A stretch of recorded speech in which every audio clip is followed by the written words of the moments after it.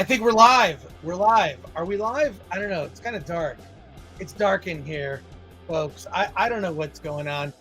I have just seen the greatest Nick Cage movie, starring Nick Cage as Nick Cage. We have a lot to talk about. I'm so ecstatic to talk to all of you. I'm about to be joined by my colleague, Alan Ng, the editor-in-chief of filmthreat.com. I am in my ever-evolving space here that I don't know. I need some help on this. I need some help to figure out my space. Look, it's Hollywood on the Rocks, a special edition of Hollywood on the Rocks. Grab yourself a beverage, as I have. I almost said beverage. You believe I just almost said that? Look, let's get this thing started, folks. Your questions, your comments, so much to talk about. I cannot wait. Let's get this thing going. Let's just freaking start already. All right? Wait, I'm trying to find. Wait, here we are. All right, let's do it.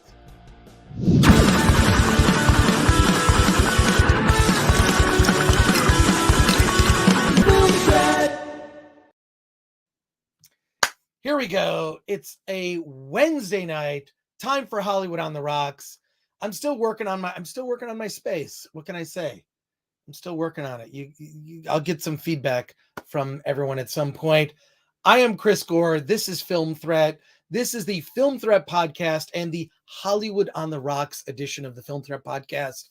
I am Chris Gore. I have just seen The Unbearable Weight of Massive Talent, starring Nicolas Cage as Nick Cage, and let's talk about it. So much to discuss, but I do want to discuss, like, one of the things that we do here at Film Threat is we review movies. And I think it's important to let you know a special quick message that, you know, I don't know. I think it's important that, you know, one of you in the audience tell us this.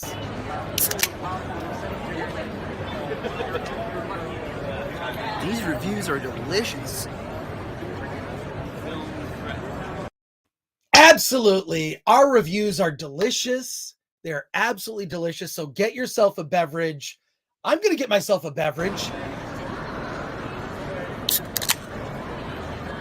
Ah, the smooth, cool taste of a great film threat. I love it. Perfect. Tastes so film thready.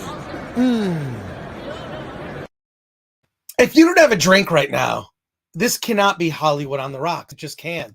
Tell me when. Go. Yes, that is communication. Science? Engineering? It's so easy. Just grab yourself a drink. Drink it right now. Drink in our reviews. You ready? Oh no! Oh no! Ah! These movie reviews are so delicious. It's true. They're delicious. Drink it in. If you don't have you need to get a drink right now. You've just turned on the live stream. You're joining us in the chat. I see you in the chat. I'm about to be joined by Alan Ng, but I just want to let you know that, like, if you send me an SASE to Film Threat at 5042 Wilshire Boulevard, PMB 1500, Los Angeles, California, 90036, I will send back to you a stack of Film Threat stickers. You can put them around a Coors Light, whatever you're drinking, and you can send us a video like one of the ones that we've seen tonight, and I will feature it on this show. Holy fucking shit, these reviews are delicious. They're totally delicious. Our reviews are delicious. Yes, they are. Let me bring on Alan Ng. Alan Ng, how's it going? What are you doing? I'm drinking some Film Threat reviews. They're delicious. Yes, our reviews are delicious. I keep trying to tell people that. that they're delicious. Let's see who's in the chat before we get to. We have a super chat, by the way, that came in before we even started. We'll get to the super chat. We're not going to forget the super chats. I know. We're not going to forget the we super have chats. forgotten the super chat. For sure. RMFX is in here. KGF 2 is in theaters. Yes. Michael Coley. Okay, I noticed that. I plan to see it. I think it opens actually tomorrow. And if you are a fan of RRR, which is, I have been corrected. Let me just correct myself. It is not a Bollywood movie. It is a Tollywood movie. It's a Tollywood film. That's what it is. So, and we've been talking about RRR quite a bit. And Goober says, slap that like button like a Will Smith meme. Well, I would actually, I don't know. I feel like I need to agree with you on that. Like, let's just. Oh, wow. Okay, I have a special. First of all, I'm upset at Alan right now. He doesn't know it yet. I'm upset at Alan because he did probably the best interview that's ever been done on the Film Threat YouTube channel. Who did you interview? Go ahead and brag. I interviewed Stephen Merchant, the co-creator of The Office and the co-creator of The Outlaws, now on Amazon Prime. And it was oh my gosh. They said you had 10 minutes and I got 30 out of it. So that's how much gold we get out of this guy. Okay, not only was it a really good interview, Alan, I really have to compliment you on that, but also you used my background. Yeah. You did that on purpose. Oh, he was pretty impressed with the whole setup. I had the outlaw background behind us, where the massive talent is now. It was like hard not to fanboy out, but I did ask a Ricky question. And how did the Ricky question go? How did the Ricky question go?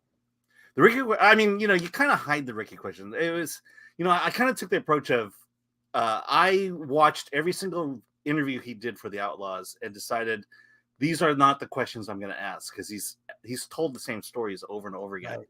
And I went, we went into the creative process. So if you have any inklings, any dreams of being a TV writer, a screenwriter, this is the interview you need to see. He gives some amazing advice at the end. I basically asked him, if you're a screenwriter and you have that script that you've been working on for years, you're all done, you feel good about it, what do you do next? He gives some incredible advice. In fact, 2-part advice that you need to pick up on. Well, you should all see Alan's interview with Stephen Merchant. It's on the Film Threat channel. He posted it Monday, I believe. Yeah. And so there you go. We're going to talk about Nick Cage's new movie where he plays basically Nick Cage. And I want to say, Gabriel says, JS Pena says, Chris, has anyone ever told you look like David Lynch in a way? Yes. My hair. It sticks up and it's very silver. It's technically speaking, it's translucent, which means it has no color. So this is the way it is. Gabriel is here. Gabriel, good to see you, sir. Wow, what a late stream. Haha. Nick Cage is the GOAT, says Lindsay, the cynical geek. First of all, thank you so much to everyone in the chat here. We're so happy that you're spending time with us here on a Wednesday night. Spider Geronimo says, Gore grape flavor spelled the British way. And there you go. So I'm just ecstatic you're spending time with us. And seriously, if you send us a self-addressed stamped envelope, I will send you for free a stack of Film Threat stickers, and you can make your own video. You can make your own video. I'm going to take us, I'm going to take us offline for a second. I have a very important video to show everybody. You can make a video. Someone went crazy with the Film Threat stickers making this video, Alan. Here we go. I'm going to show you this. I have to show you because it's a lot of fun. You can make a video like this and we will, wait a sec. Okay, that's not what I meant to show you. That's not what I meant to show you. Shame. Shame. Shame. Shame. Shame. Shame. Shame. Okay, I didn't want to show you that. I was going to show, let me show you this video right here. Everybody hold tight. Here we go.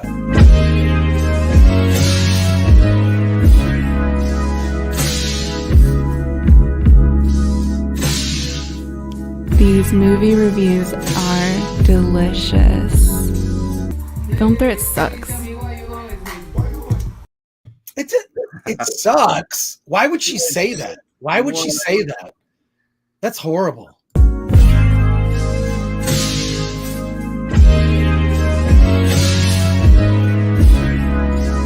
These movie reviews are delicious.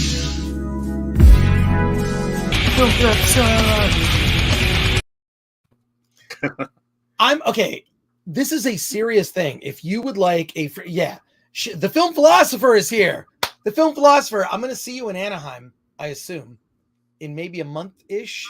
End of May. We're hanging out. I know we're hanging out. Film philosopher is here. Thank you so much. She meant sucks in a good way. That's right. MK Solid 82 says, Chris, what product do you put in your hair? Not washing my hair. That's my product. I'm actually kind of half kidding about that. If those natural oils you got going. See our early morning streams, it's like I just go to sleep and not wash my hair, and this is how it turns out. Our MFX says raw eggs. That makes sense. You know, we gotta get to that super chat, by the way. Nightmare fuel to Chris's awesome beard. To I don't know, even know, but I'm intrigued. Yes, I have had beards in the past. Wait, where's our super chat here? We had a super chat earlier. D Martin. Wait, shoot. Sorry, Alan. D Martin for $10. Thank you for the super chat. You paid for one of my drinks tonight, or something. Just supporting the channel. We appreciate it. Still know You Won't Be Alone review, a worthwhile palate cleanser, and a recent slog of forgettables. You Won't Be Alone. Alan, have we reviewed that on the website? I'm checking it right now. There's a chance. We actually have to. I feel like we have. We actually have to check our own website. We review so many movies. We review at least like 3 to 5 movies a day on the Film Threat website. And so what? That's like 150 reviews at minimum on a monthly basis. Yeah, so, we don't have it. Thank you, D. Martin. Okay, it's on the list. Alan, you got to add it to the list. Yeah. Wait, I guess it's Hollywood on the Rock, so it's kind of dark here. I'm kind of being lit from one side. You need backlighting in the back. I feel like I'm being interrogated right now. I don't know I literally came from the screening, but a quick reminder, we are Film Threat. You can follow us. We're Film Threat on everything. Support us and buy something. Just go to the Film Threat shop. Go to shop.filmthreat.com. You can get yourself a Film Threat mug, just like this one, or a Film Threat t-shirt. And there you go. Before we're going to get to it. I promise we're going to get to it. We are going to get to our review today of the Nicolas Cage movie where Nicolas Cage plays Nicolas Cage. But I have a very important, if you're not familiar with Film Threat, our focus is independent film. That's our focus. So I think it's important to give you a little message. If you are not familiar with independent film, I think it's important that you watch this PSA. Banana split test perfect. Totally. Hey, let's go in here. Don't kid around. What are you, chicken? Back. No.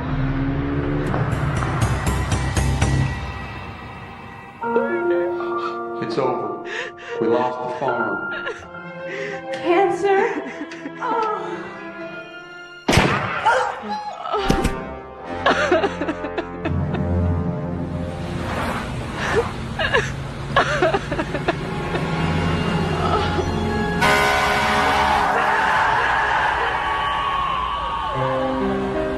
Unhappy ending? I'll say.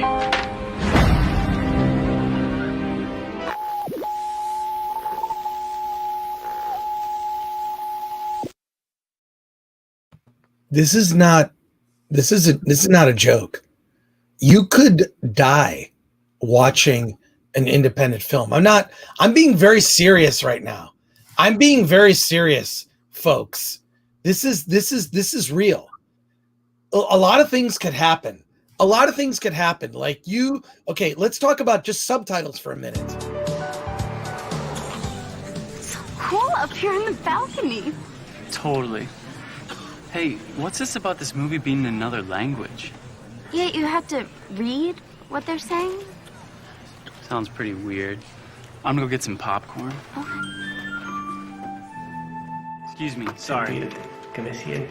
You are precious.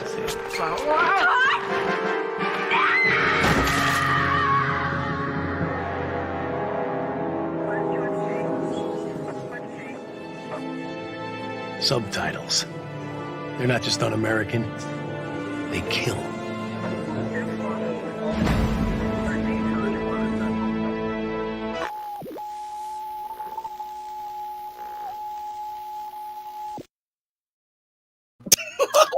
Yeah, watch out, man. Watch out. I had to show it again.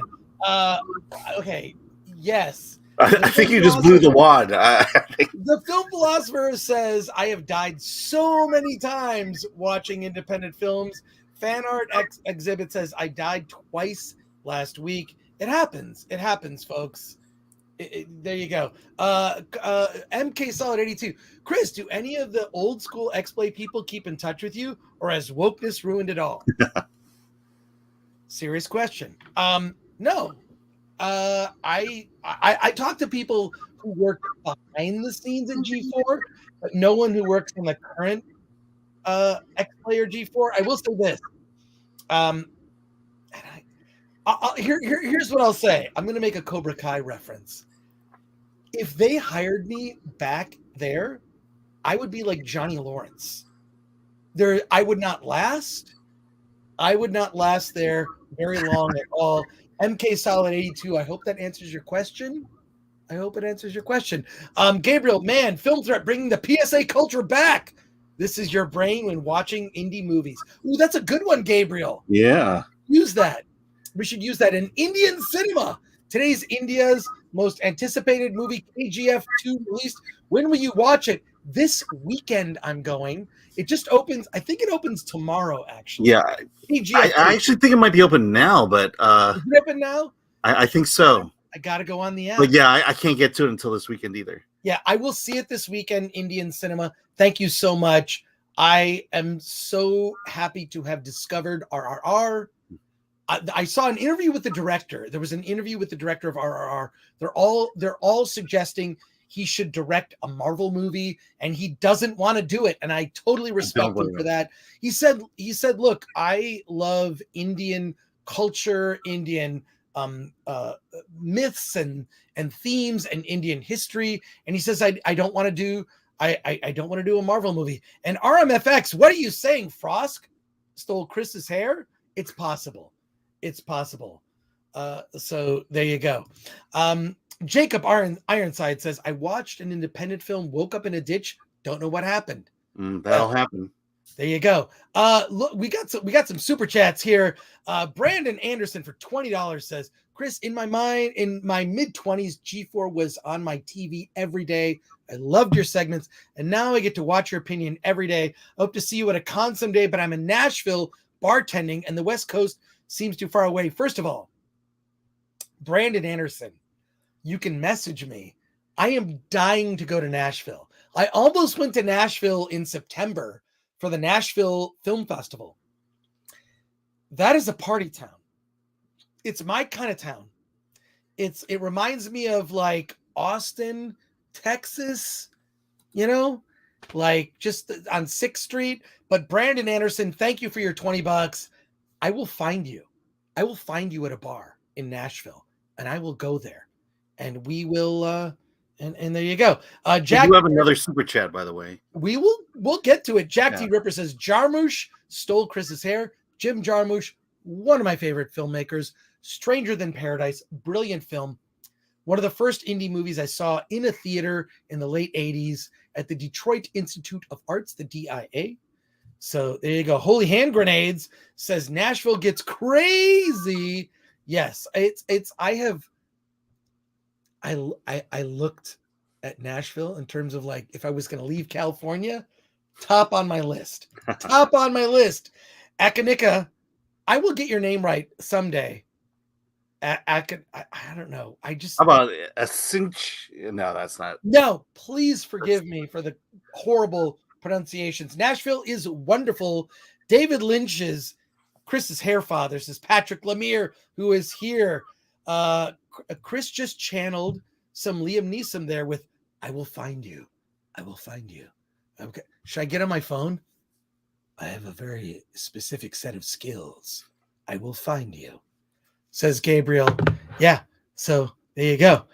The people are talking amongst each other here. Yeah. We need to get to the movie. We need to actually get to the movie. And I have some clips. Would you like okay, this is for the chat. Say what you will for the chat. I have clips of Nick Cage talking about this movie from South by Southwest. Would you like to see the clips of Nick Cage talking about the unbearable weight of massive talent before we discuss the movie? Would you like to hear Nick Cage talk about the movie? I will let the chat decide. I don't know. There's a Voodoo Donuts on 6th Street in Austin, Texas that I have gone to drunk, and I have. Okay, Jack D. Ripper says yes, so I'm going to say yes. All right, let's watch this clip. If it gets boring, I'm going to turn it off. I'm not gonna lie. I'm just going to turn it off. As an Austinite of 12 years, Cal to Austin is becoming a lateral move. Not quite, but becoming, says Patrick Lemire. Patrick, you're in Austin? I got to get there. Brandon Anderson for another super chat here. Brandon, Chris, I'm a native, and I set up a meet and greet for Ryan Cannell at my restaurant when he was moving to Florida. Let me know how to message you. I would love to chat sometime. I'll tell you exactly how to message me. Let me put up our little, okay. If you go here, go to filmthreat.com/contact. That goes directly to me. It also goes to Alan. Yep. If you want to talk to Alan. If you want to talk to Alan. And by the way, I want to say, okay, so hit me up. That's how you can contact either Alan or I directly. You can say, hey, this is for Chris. This is for Alan. It goes to our team. We answer all of our emails. But I will say this, Alan, I have a very special video. Oh. I have a very special video. When we reach 40,000 subs, which is why it's really important for you to like this video, share this video, and also subscribe. Get your friends to subscribe. When we reach 40,000 subs, I have a video I've been working on for years of Alan Ng. Oh, boy. And Alan doesn't know anything about this video. It's a compilation of weird shit that Alan has done that he doesn't even know about. We're going to, when we reach 40,000 subs, we're going to show this video. All I know is, I bet it's going to be a 6 out of 5. Alan, we're going to show this video and we're going to get Alan's reactions. We're going to get Alan's reaction to Alan's video about Alan. I've been working on this video for so long. I cannot wait. So every time we reach an additional 10,000 subs, 40,000, 50,000, I will have a treat for you. And the treat that I'm teasing you with now is a video all about Alan. Yeah. So, and Film Philosopher says, Alan is a national treasure. I agree. Ing on the hot seat, says Patrick Lemire. So, and Gabriel says, oh man, I thought it would be related to Warhammer 40K. It's not. It could. It is related to Alan. So there you go. I'm excited to show you this video, but I will not be showing it to you until we get to, we're less than 3,000 away. Come on. No, I think then go big. Let's go for 50K. No, 40K. Every time we hit 10,000 mark, I'm going to show a special video. So there you go. Spider Geronimo says Nick Cage doesn't own a mobile. That way he can't phone it in. Okay. On a serious note on that, Arnold Schwarzenegger, our past governor of the state of California, which I currently still reside, he had a quote once about cell phones. He refused to carry a cell phone because he didn't want to be at someone else's beck and call. And I feel like these are great. These these devices are awesome, and they solve so many problems. Yet they're like, we're kind of enslaved to them. So, yeah. Is this Nick Cage video about Pig or another film? It's about the unbearable weight of massive talent. We're going to get to that very soon here. We're less than 3,000 away from showing you a video of Alan And Solomon Thornton, thank you for being here, says Alan is the Scottie Pippen to film threat. You know what's so funny? I get that reference. I know that reference. I always felt like I was the James Worthy. Oh, there you go. Yeah, Alan, that's great. Okay, so let's talk about the film. Let's get to we're gonna talk about this movie, which I just got out of advanced screening. It's okay. If you're on the AMC app, there's a thing they call investor screening. Those are always early screenings of movies. So, but look, I'm just gonna say, let's actually hear Nick Cage talk about it. He was at the South by Southwest Film Festival where the movie premiered. Let's see what he has to say about. All of it is exciting. I mean, I'm fired up about the idea of even being in a cinema again and watching a movie with people that enjoy movies. You know, it's been a while for me. I haven't been out. And so that's really something to look forward to. And then this particular festival is a festival that celebrates movies, but also music and gaming and writing and all of it. So I'm with real people that enjoy the creative arts. So that I'm excited to see what they think about it. I don't know. We'll see. First of all, to see like Pedro again, I haven't seen him in a long time, is a lot of fun. I had a wonderful time working with him. He's a very nice man. He's also an incredible actor. But I had a great cast. I had Neil Patrick Harris, I had Tiffany Haddish, Sharon Hogan, and so I mean, I'm happy to be reunited with him for sure. You know, a lot of it was kind of like what our conversations really were just when we weren't working. We were talking about movies, and we both are film enthusiasts, so there was a flow to that I enjoy talking about what I love with people, anybody. Doesn't matter what you do. If you like movies, I'm up for your recommendations. And that's what we would talk about. We'd share our personal interests in filmmaking. The word that comes to me is like it was a trip, you know, to play someone named Nick Cage and two versions of someone named Nick Cage. It was terrifying. I mean, I have to say that I was actually very nervous to go towards this, but I believe that if you're afraid of something, as long as it doesn't hurt you or anybody else, you should go towards it and you might learn something. It was sort of a validation of my philosophy of that which you're afraid of, go towards, but also to keep with the idea of trying to facilitate the director's vision. And in this case, he had a very specific idea of who I am, which is not really very much like me. So I had fun playing with his idea of who Nick Cage, so-called Nick Cage, is. And the fact that I could have fun with that, to me, was what I learned. I wasn't sure which way it was going to go. It was a high wire act. Holy fucking shit, these reviews are delicious. And there's Nick Cage talking about the Nick Cage movie, The Unbearable Weight of Massive Talent. That was at South by Southwest just less than a month ago, right? Alan, you covered South by. What was it like? It was great. Still not, you know, I wish we were there. I wish we had been there, but I think this year we made the right choice not going, but next year. All right, well, here's another interview with Nick Cage from the New York premiere.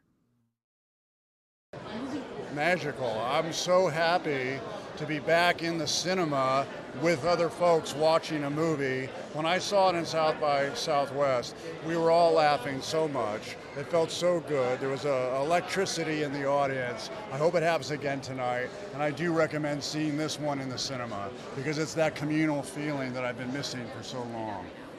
Well, you couldn't ask for a nicer man than Pedro Pascal to work with. And not only is he a nice man, he's a great actor. And he brought so much to this. It was really a pleasure. And it was not unlike what you see in the movie. We had a lot of laughs off camera, and we talked a lot about filmmaking, and we shared our personal recommendations as to what movies each of us like. And so when the camera said action, we just kept the conversation going.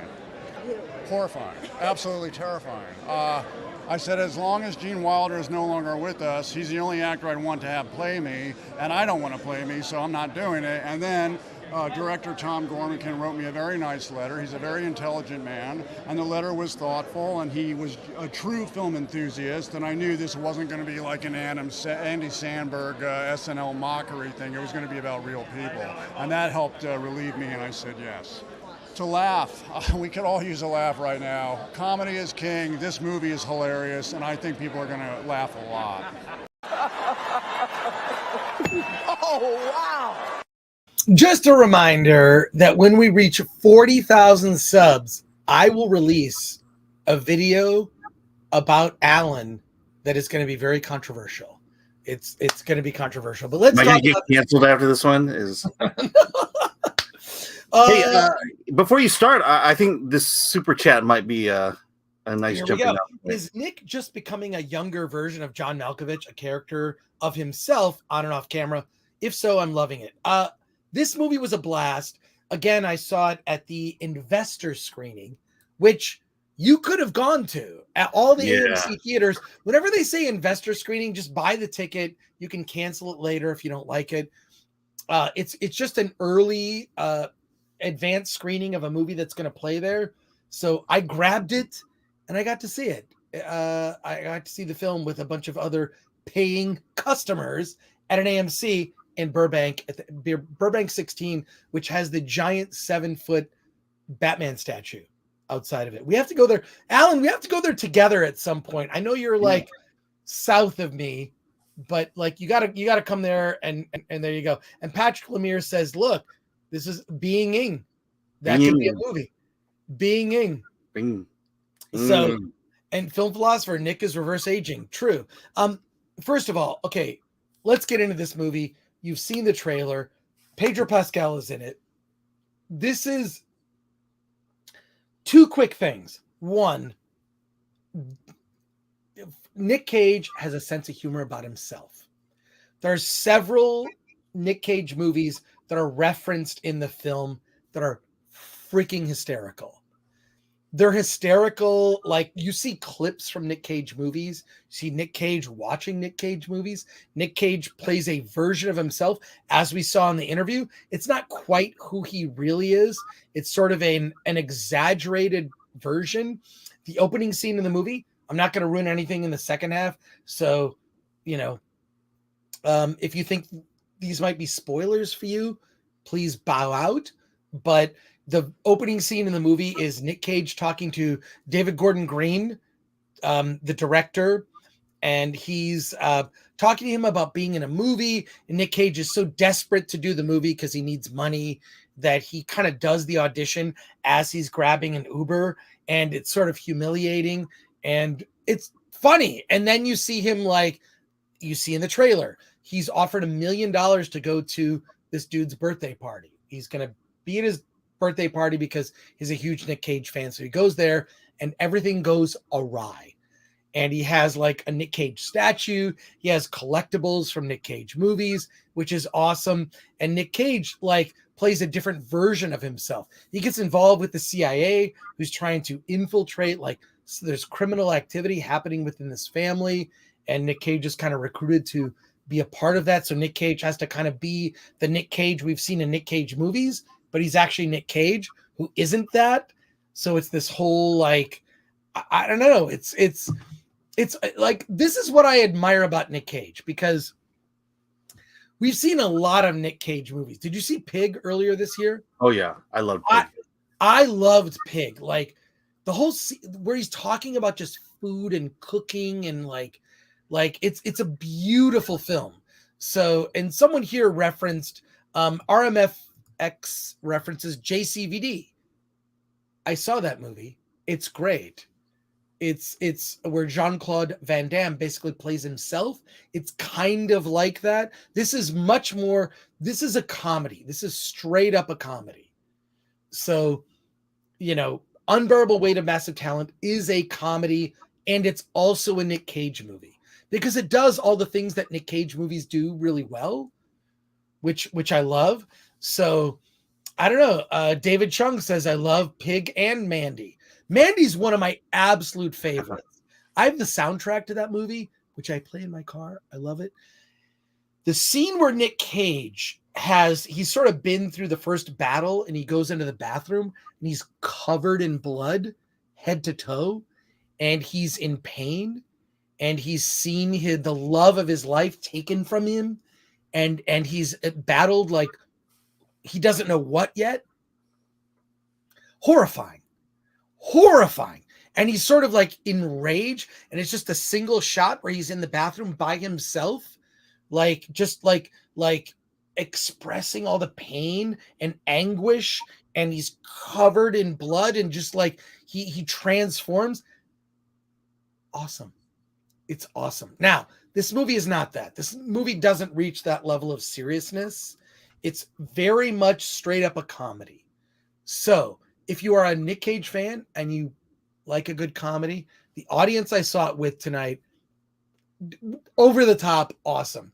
There's so many references also, like if you follow Nick Cage and you also know you're just sort of a movie nerd, who's not a movie nerd who's like talking to us right now? Like, who is not a movie nerd we've got nearly 100 people slap that like button, and then also, by the way, not just slap the like button. If you're not a subscriber, subscribe to the channel. Oh, wow. Make sure you do that. Make sure you, because when we get to 40,000 subs, that will unlock an Alan video that Alan. I still say we need to push it to 50,000. That's no 40,000. We're nearly there, because first of all, I want to watch your reaction. So I want to see Alan's reaction to the video of Alan. So let me ask you this about the movie. What? 2 movies ago, he did Willy's Wonderland. He didn't speak in it. Yes. Pig is basically an action movie where he throws no punches. Is this a nice evolution of that, or is it, does it kind of throw his it's an amalgam. It's an amalgam. Like, he does get into action Nick Cage mode, but he's Nick Cage the actor who doesn't do that. So he's very like reticent about like using guns, using knives, like these things come into play. But he's Nick Cage the actor, so he's not good at it, which is actually adds to the humor. And Pedro Pascal is also like, there are things revealed about his character. I assume people have seen the trailer. I like to, when we talk about reviews and talk about movies that people haven't seen yet, I like to make sure that we don't go beyond the trailer. So if you've seen the trailer, I'll talk about like things that are in the trailer. Pedro Pascal is in it, and like there's a great, oh my God, one of the best scenes. And it's in the trailer, they do a shortened version of it, but it's so good. There's this wall. There's a wall, and Nick Cage has to like get up this wall, and he's grabbing Pedro, and he can't help him. He's just like, "Oh, I'm sorry, I'm leaving you to die." And he goes beyond the wall, and then Pedro Pascal just walks around. And he's like, "Oh, I could have just walked around." That is so. I really wish they hadn't blown that joke in the trailer, but like in the movie, it's so good. It's played so well. So, yeah. I think it's great. We should get to some comments. Alan, can you throw up some comments? Is it Alan singing WAP? I don't know. Yeah, I mean, that exists, so it must be. Yeah, and Tumbleweed says 40,000, and we get an Alan NFT. I want an Alan NFT. Okay, I worked on this video for years. This is not a joke.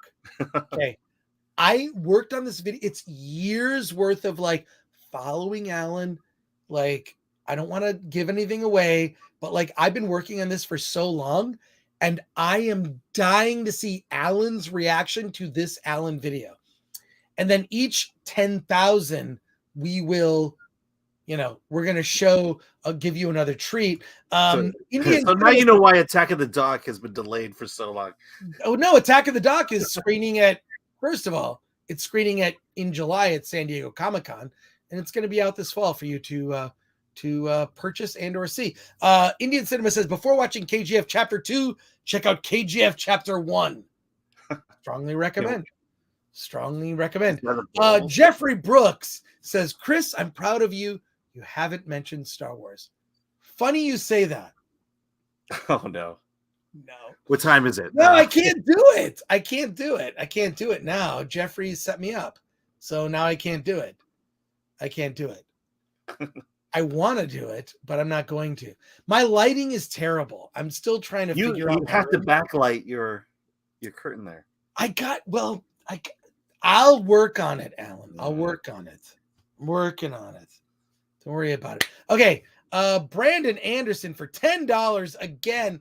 Thank you, Brandon, for all the support. Alan, I haven't watched the video yet with Stephen Merchant. What can I expect to glean from this interview?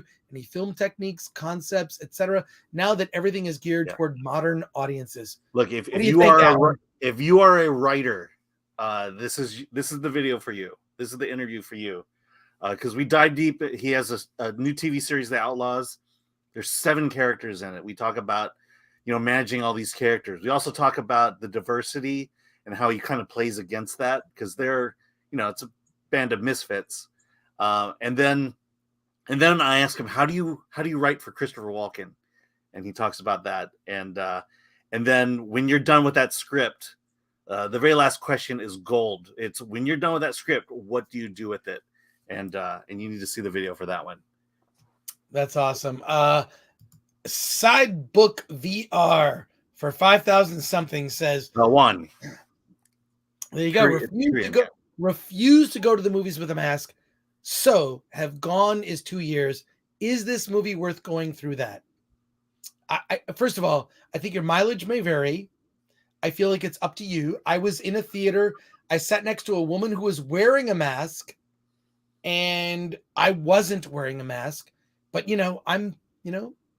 I take precautions. It's fine. I respect. I feel like just wear a mask at the theater and go to the theater, and you take precautions that fit your level of, however you feel comfortable. So I think it's worth it. I think it's super fun. I think getting back to the habit of going to the movies is a good thing. And Sidebook VR, I hope you go. And if you do, come back and tell us how you felt about it. I think it's really important to get back to that communal experience. I hope you do that. Brandon Anderson, again, for $2. I miss the days of actors like Nick, Emilio, and Demi. You've got to see this movie. Brandon, go to this movie and tell us what you think. Tell us what you think. MK Solid 82 says, Chris and Alan, at this point in life, would you say that Back to the Future is the most beloved movie of our lifetime? I think so. I mean, they've ruined every single other franchise. Every other movie I loved growing up. Somehow Back to the Future's remained untouched to this day. Well, Alan, I'm sorry to inform you. Disney is doing a gay version of Back to the Future. Well, okay. I was hoping that if there was a movie that they were going to make gay, it's called Backside to the Future, and there you go. So no, it's not happening. I'm kidding. I don't. No, Back to the Future is, first of all, it's great that they haven't remade it. I'm so happy about that. But yeah, I don't know. That's the movie you can't remake because I feel it's the chemistry of the cast. Mm-hmm. Absolutely. It's the like my daughter asked me to watch it. Eric K. First of all, Eric K. Thank you. No need to send the $5, but I so appreciate it and thank you for that. Chris had no mask, but he was wearing the full body condom. You don't know what I'm wearing. You don't know what I'm wearing under here. Underwear. Not that exciting. Although when I went to WonderCon, one of the things I bought was Captain America underwear that said America's ass. Look it up. Eric K, real thing. I will see you on Friday for Friday Night Tights. I'm going to be on Friday Night Tights on Friday. I'm very excited. Also doing the Nerdrotic Nooner on Wednesdays with Gary Beekler. We talk about everything. We talk about pop culture. We talk about a lot of things. Today was a good day. Eric K, thank you so much. Appreciate you. And no need for the $5. I probably would have clicked on you anyways. It's fine, but we appreciate it. I don't even know how to react to super chats. I'm like, I appreciate them. Like, I'm just happy to talk to people, and there you go. Jeffrey Brooks says Back to the Future trilogy is basically my version of Lord of the Rings. I will say this. Okay, there are film series we don't talk about that often. Lord of the Rings. Why? What's to complain about? Yeah. Right? Like the Lord of the Rings trilogy, Peter Jackson, is like, I have problems with The Hobbit. We can talk about that. But Lord of the Rings, that trilogy is so like, it's such a lightning in a bottle. Like, are we ever going to experience that again? Probably not. Not someone like Peter Jackson to shepherd that series. And Back to the Future, same thing. These are series we don't talk about too often. I hope they never remake either of those. So there you go. CD Stein 69 says Goonies is that beloved classic they haven't remade. They will. They've tried to copy but never remade. It's a matter of time. They will do the Goonies. Fourth 1000 for $5. Thank you. For a laugh, YouTube search broke Back to the Future. Okay. That's appropriate for the third. First of all, Alan, what are your thoughts on Broke Back to the Future? I'm just saying that's perfect for the third chapter. A third chapter I don't want to see. Eric K says, Chris Gore on FNT, yes, and every Wednesday with me, Eric K, and that Gary guy, Nerdrotic. That's true. I'll be there. Wednesday, your mornings. Wednesday, the Nerdrotic nooner. Chris, please come on my channel. I sent you a DM about it, says Cardinal Sin. A DM like where? Like on Twitter? On the YouTube? I don't know. I'm so bad at this. Yeah. I have another friend who wants you on his channel too. So oh, really? Yeah. You know what's so funny? I don't even want to be here now. I don't even want to be here now. Much less on anybody's channel. How long have we been begging you to do this? This is how much I want to do this. That should horrify you. That should horrify you. That was the Face app, and I specifically did that to horrify my girlfriend. And every time I show it to her, she's like, never show that to me again. But Cardinal Sin, go to wait, let me put it up again so everybody can see it here. Just go to this and just say, I'd like you to be on my channel, and then I'll come up with an excuse to not do it. But I'll do it if it fits. Like I actually, like, Alan and I kind of have day jobs, right? Yeah. I mean, Film Thread is like, that's like our date. Like, there's a lot of really boring stuff we do at Film Thread. So it's like, just like sort of running the site and whatever, like, because we're trying to make a profitable website. But if the timing works, I'll do your channel. I'll do it. And that's how to get in touch with me. So remind me of this conversation. And there you go. Back to comments here. Ooh, holy shit. A $50 super chat from Cardinal Sin. Chris, I'd like to have you on my channel. Be in touch. DM. All right, Cardinal Sin. I guess I'll do it. But go through the thing, because that goes directly to me personally and Alan. But I'm not. Go. Yeah, and Patrick Lemire says, I scarred, and mini Chris Gore says, the film philosopher. Yes. There you go. Jack D. Ripper says, we want you here, Chris. So there you go. Chris, I was watching Lord of the Rings, and the shot when Gandalf uses his staff to scare off the Nazgul is the type of magic we just don't see in films anymore. MK Solid 82, I agree with you. The magic that was in that movie, I remember, first of all, and I'm okay, and this maybe should be an endorsement. I am not a super fan of Lord of the Rings. And I saw the trailer to the first movie and blew my mind. Ian McKellen is so amazing as Gandalf. It's just like that cast, that story. It's I get chills thinking about it, and I kind of just want to watch it now because I have like a couple different incarnate versions of the DVDs got the extended editions and that little book thing. I've got it's just awesome. It'll be a great segue into Friday, the movie we're going to talk about on Friday. Oh, we have so much to talk about on Friday. Face App Nightmare Fuel, nice. There you go. But yeah, I'm just like, yeah. HVP says Mini Gore looks troll-like. Wait, troll-like? Oh my God, that is creeping me out now. It is the worst. That is why are you playing it so late at night? Oh my God. All I can say is just take a shot. Holy fucking shit, these reviews are delicious. They're delicious. They're delicious. For sure.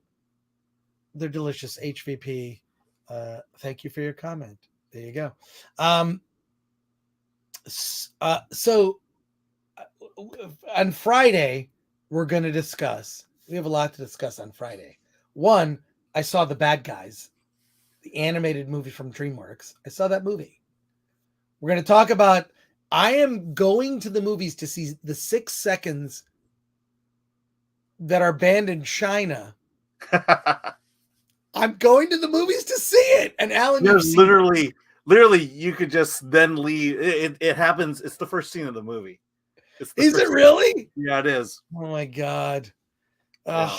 By the way, Bad Guys, we're seeing it next Wednesday. I don't know if you want to hold off until Wednesday. Maybe. I mean, I don't know. I really liked it. Just a little preview. I thought it was like, it's kind of like, this is a weird thing to say. It's a weird thing to say. If you've seen the trailer for the Bad Guys, which is an animated film from DreamWorks, it is like a Tarantino movie for kids. It's not a joke. All right. Well, it's maybe my daughter would be more interested in seeing it. It's literally a Tarantino movie for children. Because it's like, okay, people keep saying more Mini Gore. All right, fine. Here we go. Here it is. There you go. Oh God, why would anyone want to see that? Here's what I say to that.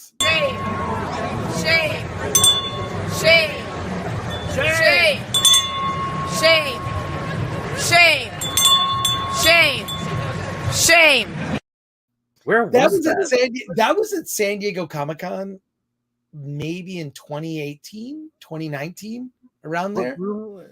That doesn't look like San Diego. What room was that? That was San Diego Comic-Con. Wow. It was, or it might have been WonderCon. Wait, should I show that video again? Should I show that? I uploaded all these clips to like short videos.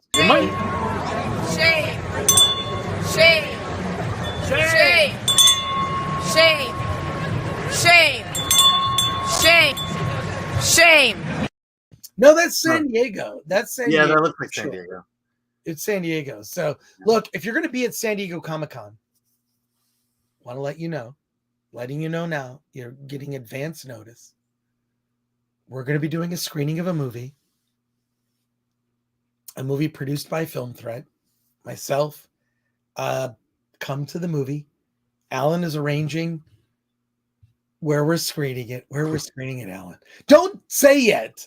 Tell me privately. I know. I thought we talked about this. Okay. We kind of talked about it, but we haven't, the details are not. Yeah, we need to talk about it. Yeah. We'll talk about it. But we're going to be, if you are at San Diego Comic-Con and or in San Diego, please come to the screening. Go to the screening. You're gonna love it. So there you go. Yeah. Go to it. It's a free screening of a movie. We can all hang out. And there you go. Brandon Anderson for another $10. When I sing Back to the Future, it looks like this. Da da da da da da da da da da da da da da. I know what he's doing. Yes, you're doing. If we sing it, we're gonna get copyright strike or something. Honestly, what new movie can you actually sing the theme to now? Talking about actual theme music. Maybe the Batman. maybe the Batman. I love that Batman score. I like the Batman score more than the movie, actually, which is sad to say, but true. So there you go. I mean, Avengers. I think Avengers has been drilled into our brains. Yeah, but Avengers, what are they? The Avengers are gone. I know. They're going to make the West Coast Avengers. They're going to make the Avengers headed up by Captain Marvel. and it's going to be called Who Gives a Shit. That's the name of that movie. I want to see the Great Lakes Avengers. That would be the Great Lakes Avengers. Oh my God, that could be a real thing. I think it is. Brooks says the Batman score doesn't have enough variation, but it has that one thing that I really like and like hearing on repeat. I don't know. Lagbait says Batman themes. I always go back to the animated series. Yes.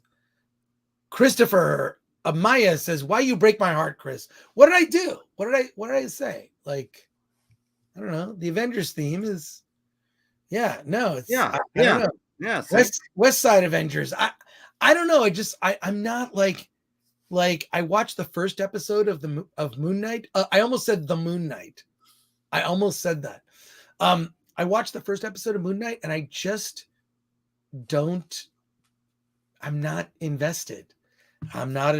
Anton Roy says the Brevengers could be a thing. Maybe. I mean, maybe I'm willing. I think they're calling that the okay, wait. Lagbait says Squirrel Girl is in the Great Lakes Avengers, isn't she? First of all, yeah. The actress who plays Squirrel Girl, I don't want to say too much, but Alan, feel free to wax poetic. You want me to drop it, or do you? I don't know. She was fired from it, but no, she was not fired. They didn't. They made a pilot and it never got greenlit. Yeah, that's what happened. Yeah, that's right. The actress is from the AT&T commercials, and it's hard for me to admit that I kind of have a crush on her. She's kind of a crush. She's very funny in the AT&T commercials, and there you go. So there you go. The Moon Knight will be the rebooted title, says RMFX. So there you go. And Tim's Talk says, hello there. I think he meant it to say hello there. Like Obi-Wan. Which Obi-Wan, I will be at, if anyone is going to be at Star Wars Celebration, I will be there. And when I say I'm going to be at Star Wars Celebration, I mean I'm going to be in the parking lot at the Hilton drinking. I'm going to be just like WonderCon. I'm going to be there, like hanging out, like just, I don't know. I'll be there with, I don't know, with the whole crew of people that like don't want to pay $14 for cocktails.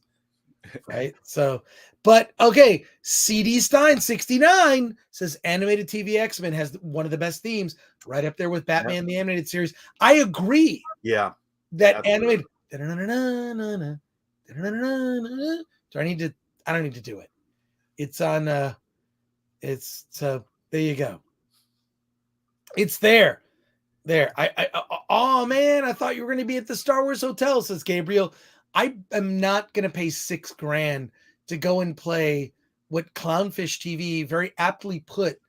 Clownfish TV said like that a lot of the games that you play at the Star Wars Hotel are kind of like they're kind of like kids, like they're like little kids' birthday party games, like scavenger hunts and stuff. Like I would go to like, here's what I would go to.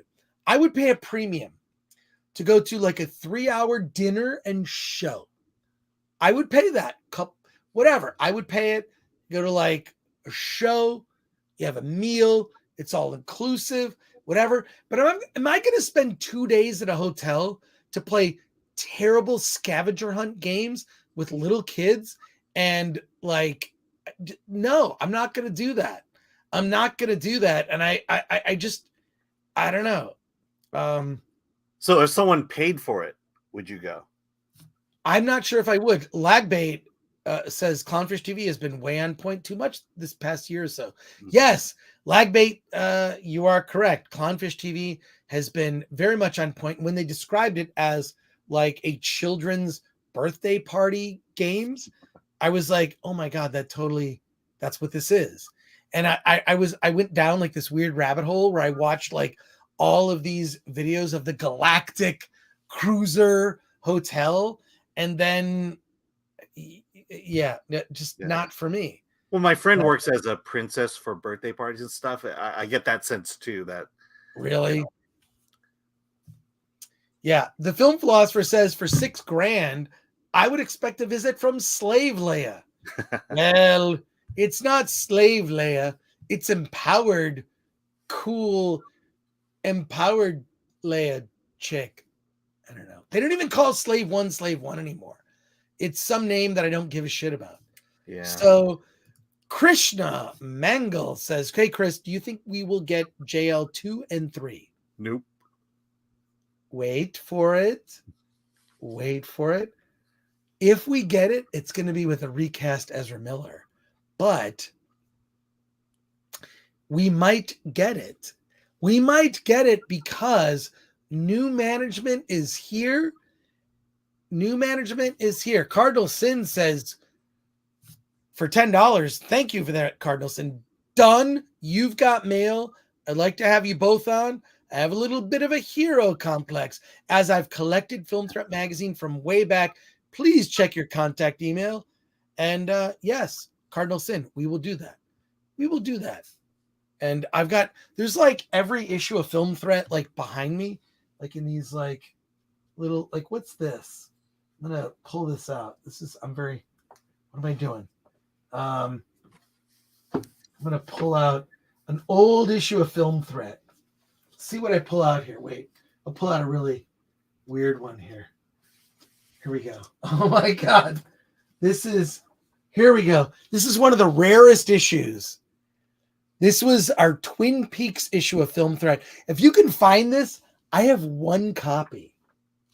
of this. There you go. Wow. So, and I worked on this story. So yeah. You interviewed Kyle MacLachlan? Or?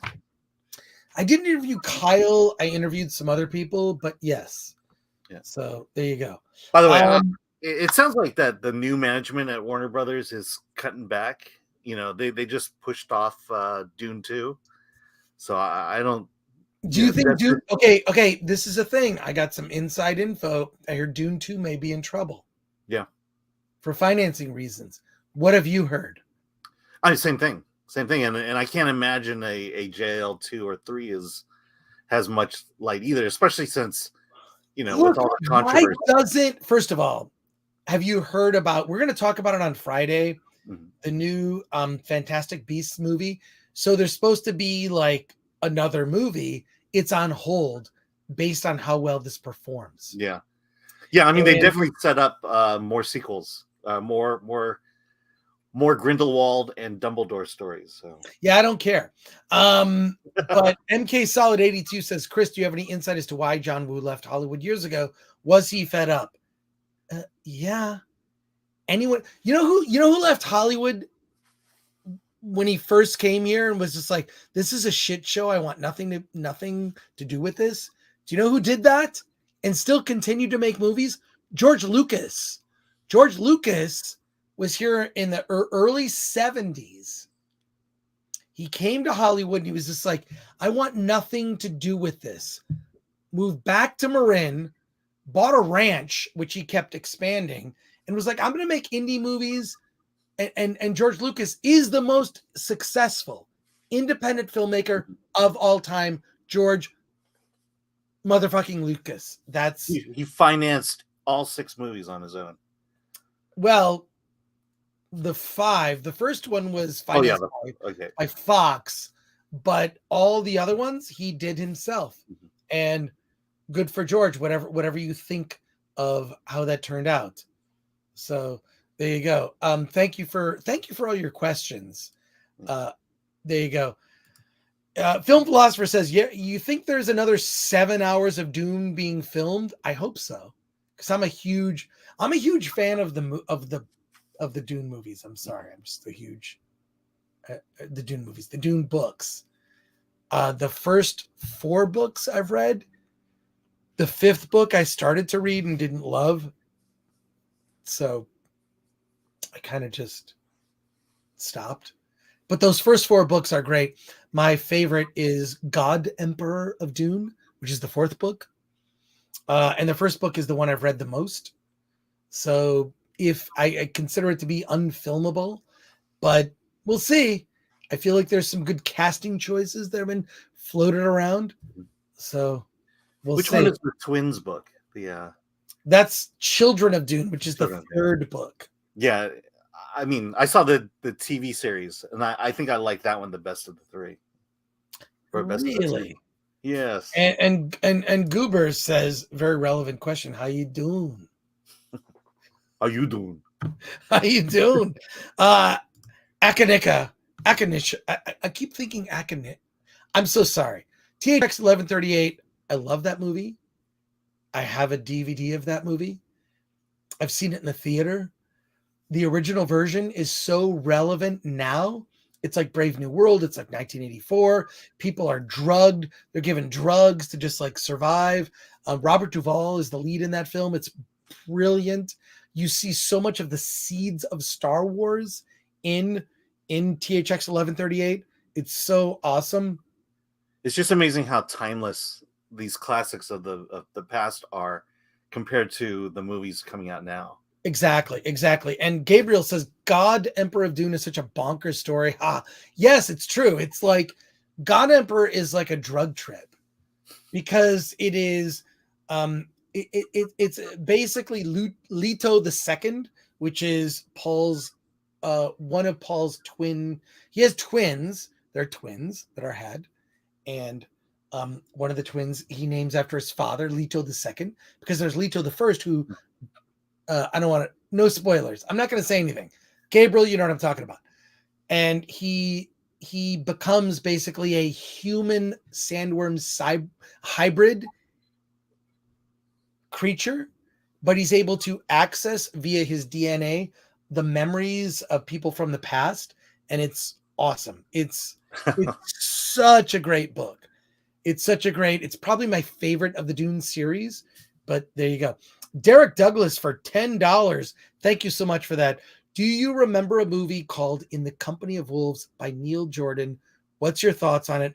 Great stuff, by the way. Alan, go. I've not seen that one. I am aware of the movie and we have not seen it. Derek, I have not seen it. Alan hasn't seen it. On my list now.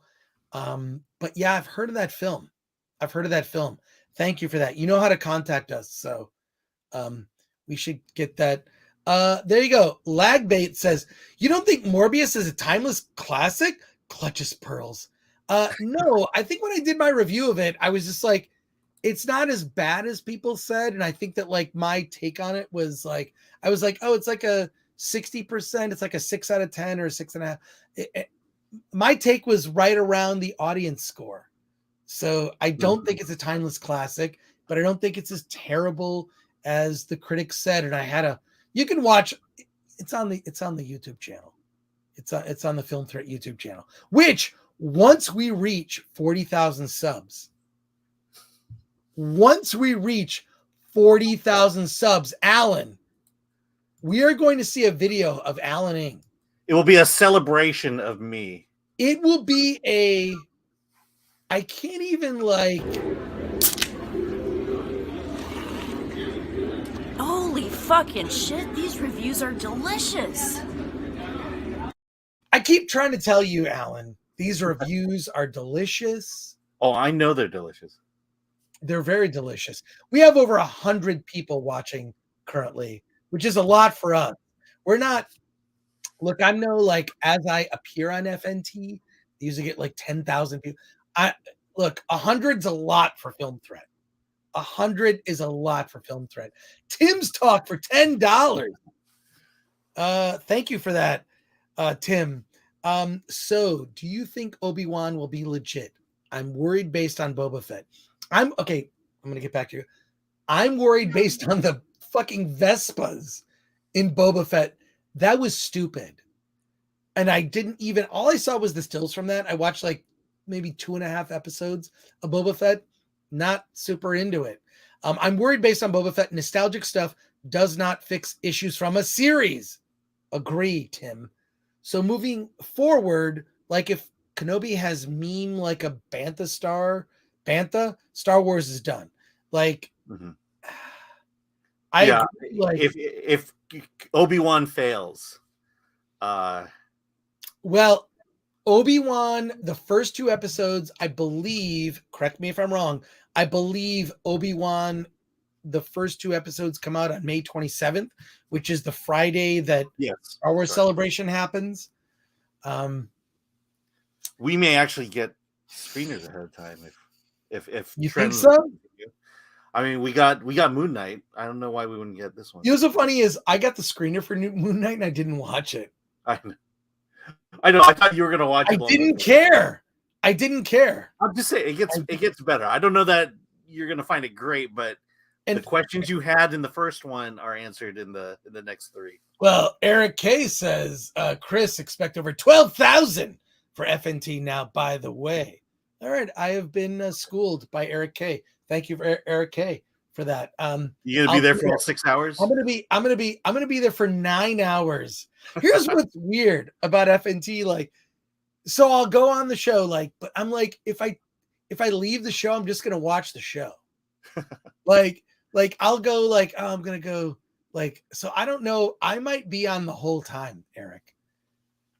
And I'm gonna have to fix my lighting before then. My lighting and my microphone. Like, I still don't know what I'm doing. I wanna, you know what I want? I love to get a consultation from someone to know how to do YouTube better. Like, literally, I watched the Roberto Blake. Isn't that a guy? Like, yeah, I follow him.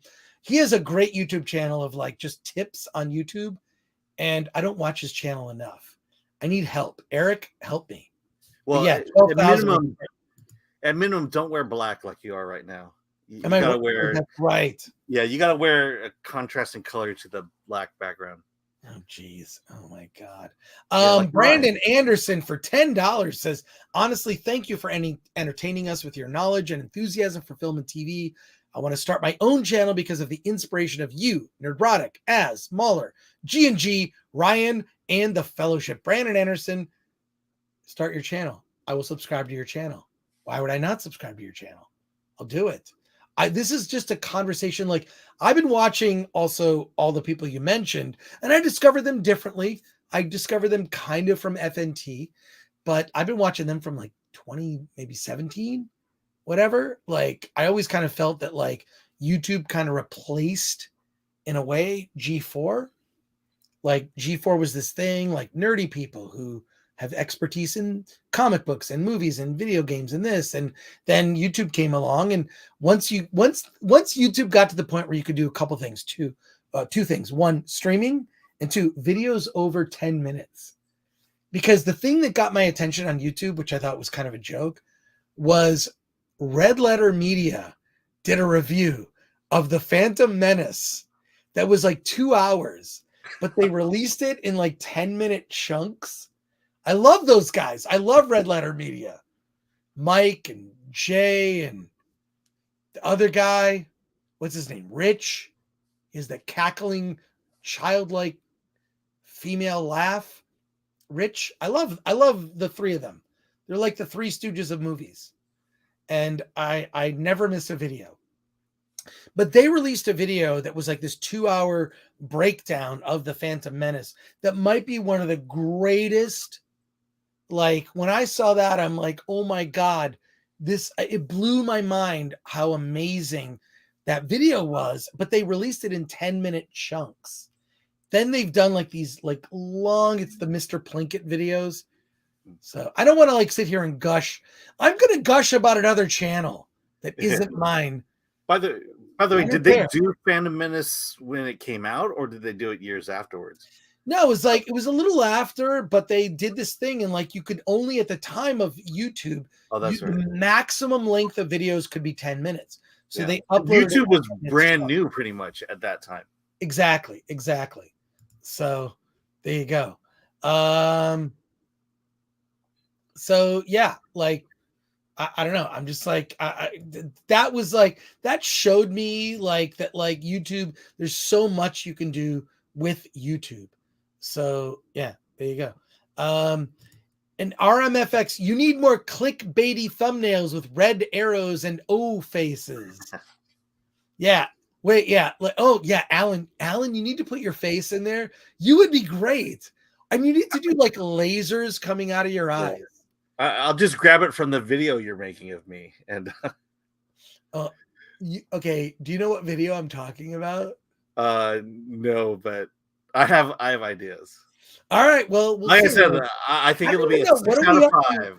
What are we up to sub-wise on our channel? We are at 37.2, so we're at 2.8 thousand. 37.2? Bullshit. Look, I'm looking at it right now. If you want to see this video that I've been working on about Alan, every 10,000 subs, we're going to celebrate with like a video that will blow your mind. And this video, I'm telling you, you're going to want to see it. You're going to want to see it. And then the film philosopher, wait, did you lose subs? I don't know. Did we lose subs? I don't know. We might have. I don't know. We had like a big burst and then it kind of slowed down. I don't know what that means. Yeah. Mini Gore scared them off, says film philosopher again. So, yeah, I don't know. Like, I don't know how YouTube works. I would like to grow our channel. So please. Well, I mean, it's tentpole stuff. You know, we got a big boost from the Oscars. Thank you, Will Smith. Yes, that was good. MK Solid 82 says, Chris and Alan, I think Scott Eastwood should play the next Wolverine. I don't know. That kind of makes sense. To see Clint's face on that character would be amazing. But I know Disney will fail us. Yeah, I'm not like, since they started the the Disney Plus TV series, I feel like that was the decline of Marvel. It's, first of all, too much. It used to be that seeing a Marvel movie was an event. And now Marvel movies are promos for Disney Plus series. That's what they are. Quote me on that. I'm serious. We're going to go see Doctor Strange in a couple weeks. And you know what it's going to be?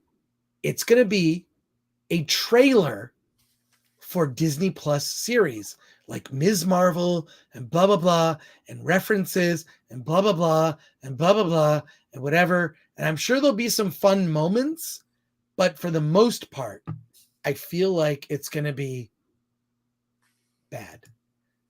Tim's Talk for $10. Thank you for that. Again, Tim, unnecessary, but thank you.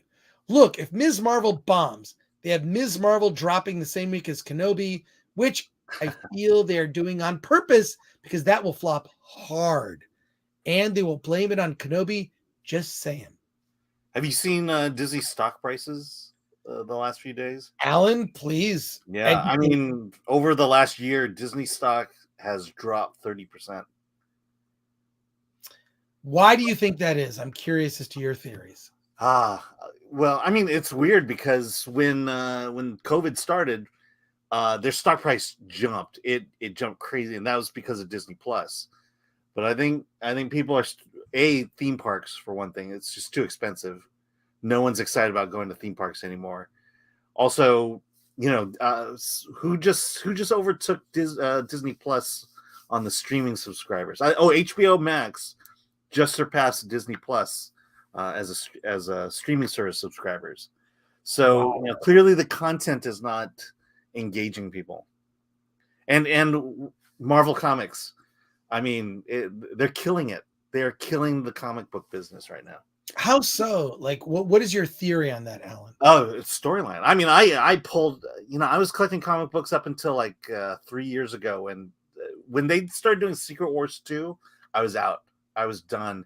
And then just a lot of garbage, a lot of wokeness getting into comic books. And it's like, it's just not fun to collect it anymore, to read these stories. And, I think they just announced at some con that Dan DiDio and Frank Miller are trying to create their own publishing company.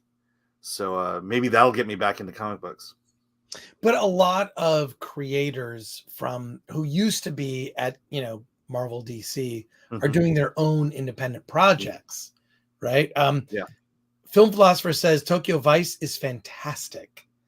So, and Oltor 520 says Disney is about to completely memory hole Stan Lee.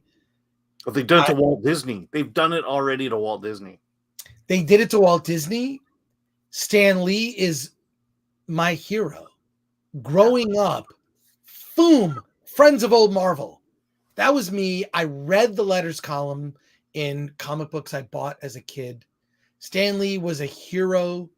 He was someone who, you know, espoused like heroic values that I think he imbued onto the characters. There's some very good documentaries about Stan Lee and what he did. Like, who would perform? You got to look this up, and it's so great to see the photos of this. He would perform issues of Marvel Comics to the illustrators who would use his like very Shakespearean like performances and pathos and this, and he would do these poses, and the poses are right in the comics. Yeah, you're right. They're about to memory hole Stan Lee, and they've tried to cancel him like right after he passed away. Some people who freaking work in comics were talking about him. Those people should never work. Those people should never work again to disparage someone like Stan Lee, who has done so much for this industry and for the characters that he created that we're talking about decades later. Characters that were mostly created in the 1960s, 50 years ago plus. We're still talking about those characters. And they can't create anything new that is as good as that. Kevin Rubio.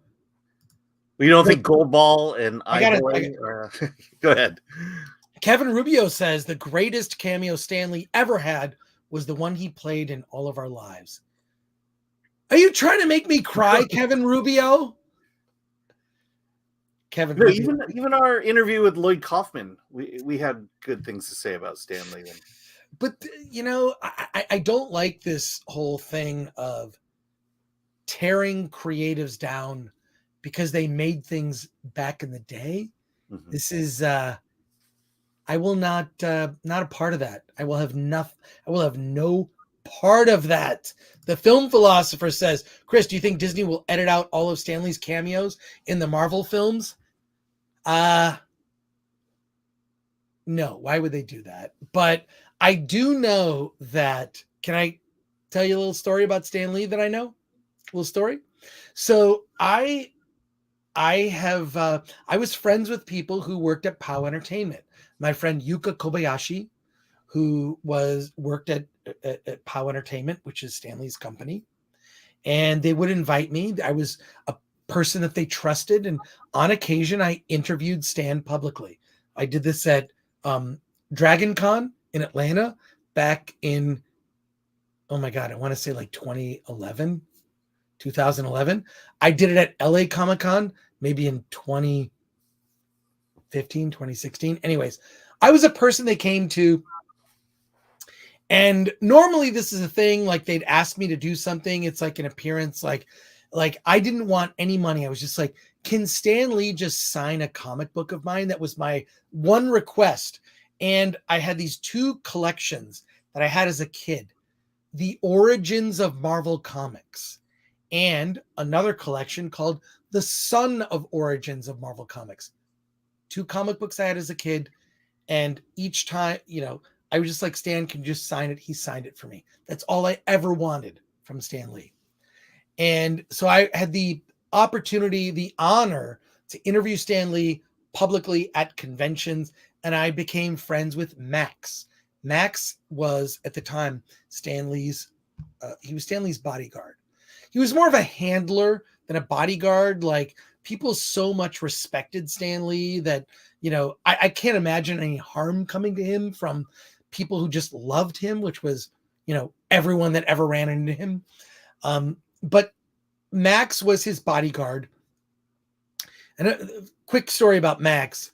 Max, the first time I interviewed Stan Lee at Dragon Con in Atlanta, Georgia, back in like 2010, Max sat me down and he gave me them. He's just like, look. And he gave me this speech, very serious. You don't do this. You don't do that. You don't do whatever. Here's what you do with Stan. And I was so nervous, like, oh my God, I'm going to interview Stan Lee. I'm going to interview Stan Lee. I'm going to interview Stan Lee. There's clips you can probably find on YouTube or social media. Just look up my name and Stan Lee. You'll find whatever. And I was just like so nervous. And then Stan Lee comes in. He's the nicest guy on the planet. And Max was fucking with me. He was fucking with me. He was just like getting me nervous to just goof on me. So Max then, all right, I'll tell this story. So every Marvel movie where Stan Lee did a cameo, they always it was very important for every Marvel movie that Stan Lee had a cameo, but it didn't always work for the story. You know, the Stan Lee cameos had to be organic. So for every Marvel movie you've ever seen, multiple cameos were shot, more than one cameo. So Max, because then I would run into him at like Frankensons. Look this up. There's a place called Frankensons. It is a swap meet. It is every weekend. East side of LA. I don't know if that's east side. Puente Hills. Yeah, there you go.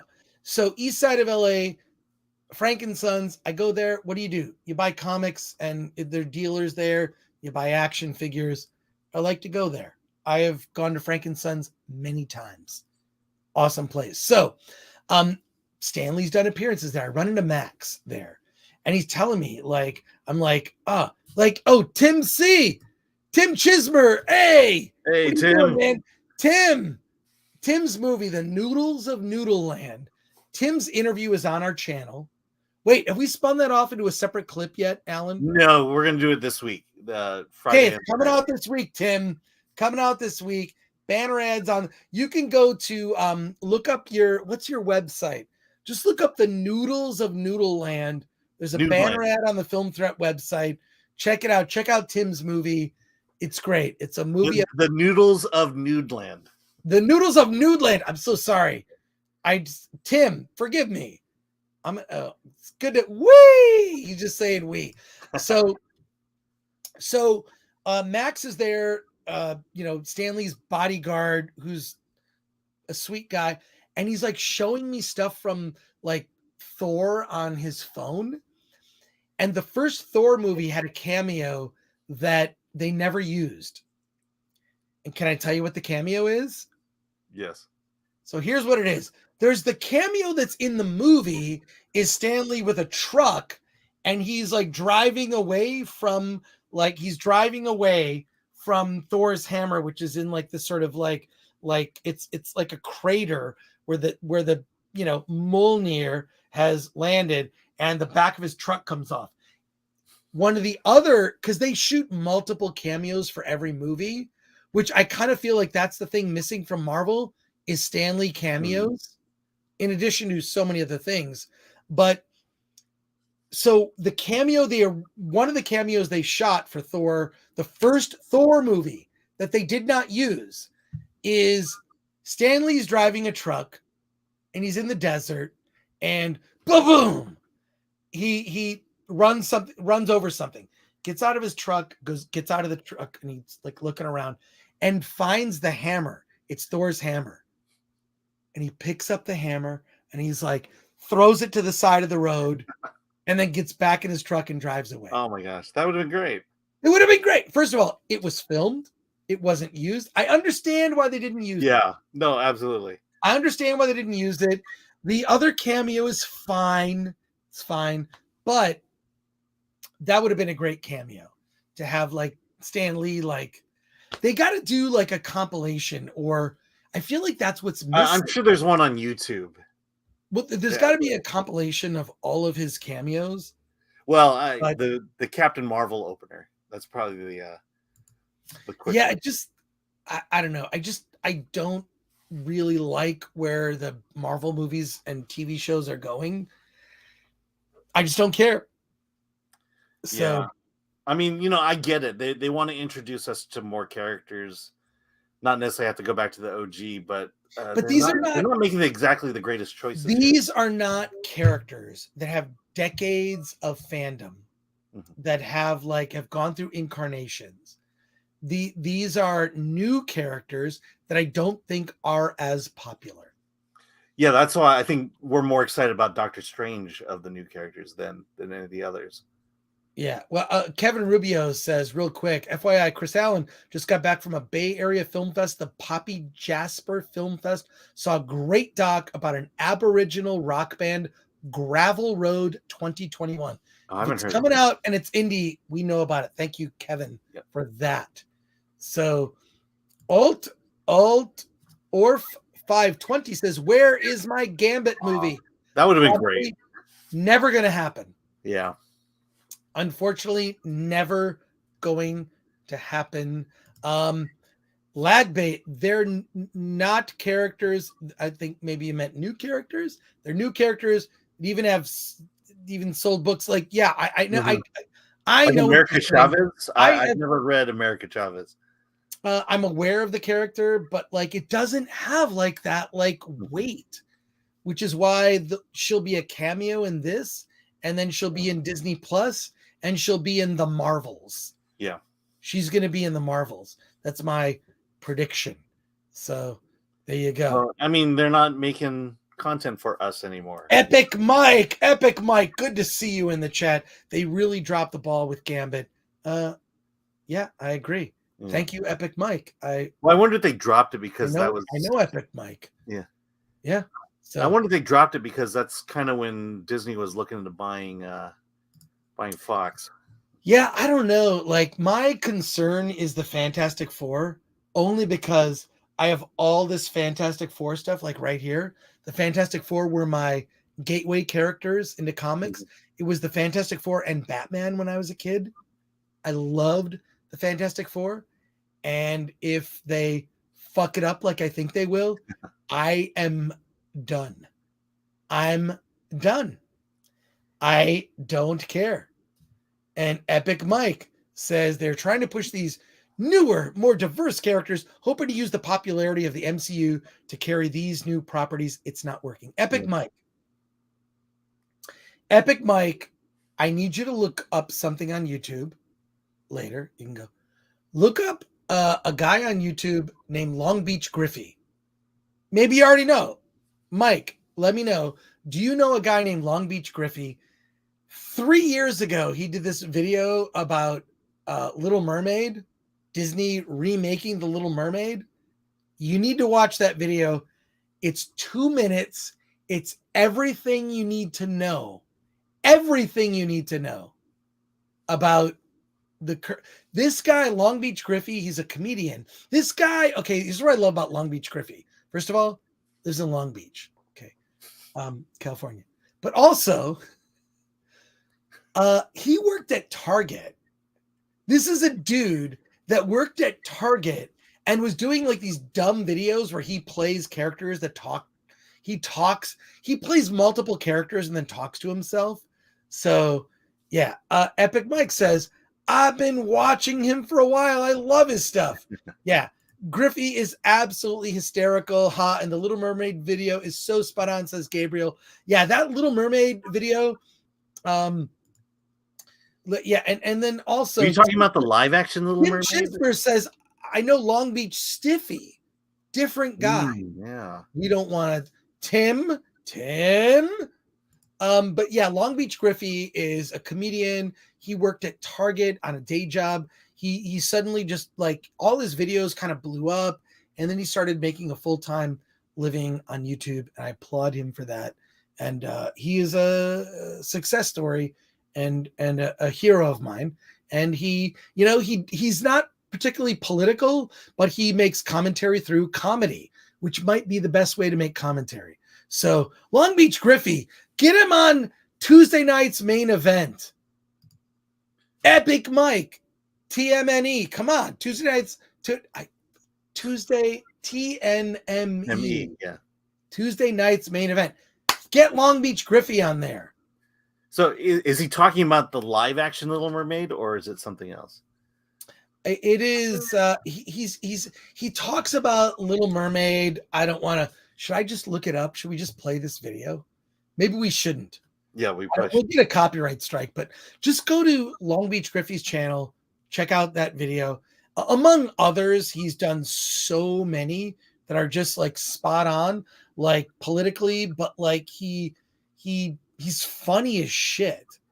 It's awesome. Yeah, freaking Epic Mike. Mention it to Jeremy. Mention it to Jeremy. Get Long Beach Griffey on that show. He should be on FNT.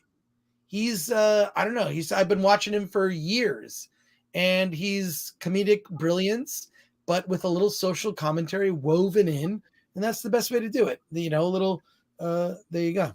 So yeah, Epic Mike. Thank you I was watching you on TNME the other night, because that's what I do.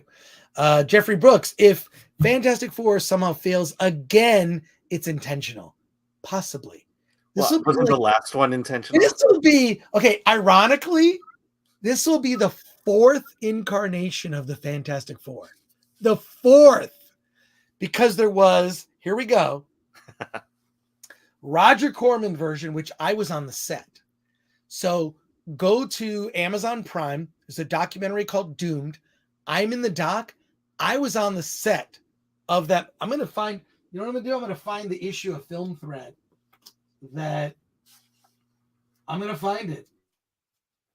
I'm going to find it at some point. I'm going to find it here at some point. Where is it? Damn it. I can't find it. I have it somewhere. I was on the set of the Roger Corman Fantastic Four, which technically is the most accurate version to the Stanley Kirby run of the first 100 issues. Then there was the unfortunate versions with Johan, what's his name? Johan Gufford or something like that. Yeah. Jessica Alba. They Jessica Alba. They did 2. Chris Evans. Yeah, and then they did the one that Josh Trank did, which I interviewed Josh Trank on the Film Threat YouTube channel.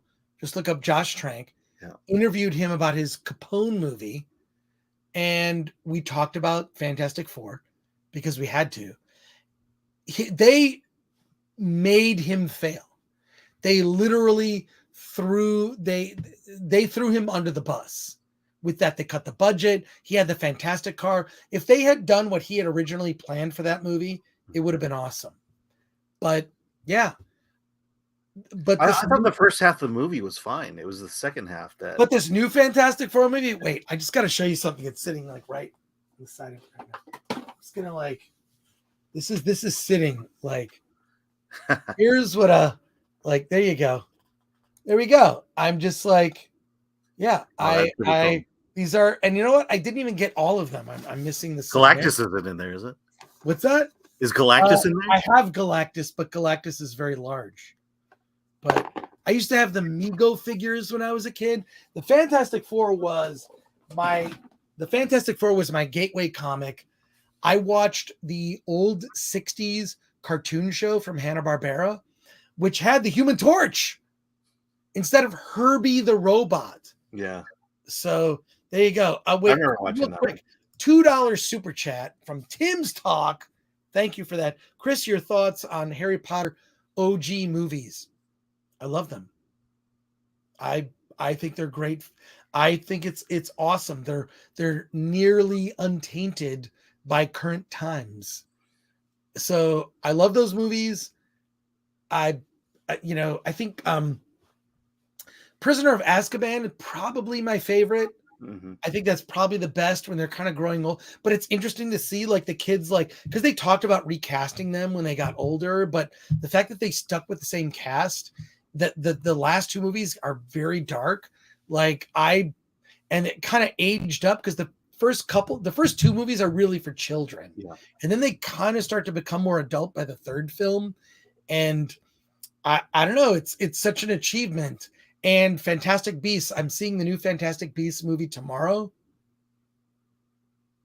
I'm not looking forward to it. Have you seen the first 2 Fantastic Beasts? No. Okay. But I'm gonna watch a YouTube video that will catch me up.